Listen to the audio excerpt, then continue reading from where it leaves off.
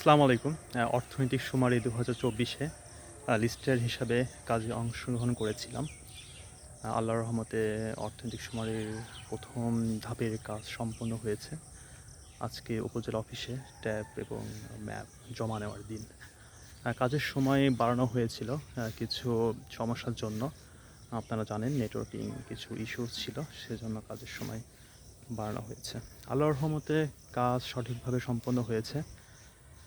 দোয়া করবেন যেন অর্থনৈতিক শুমারির ২য় ধাপে কাজ পাই এবং ভালোভাবে কাজ করতে পারি। দেশের উন্নয়নে আমরা অংশগ্রহণ করতে চাই। সবাই দোয়া করবেন যেন দেশ সুন্দরভাবে এগিয়ে যায়।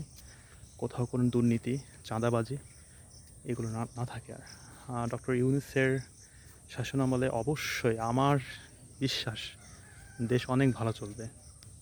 অনেক ভালো চলবে বিগত দিনের সময়ের চেয়ে। সবাই দোয়া করবেন। আল্লাহ হাফেজ।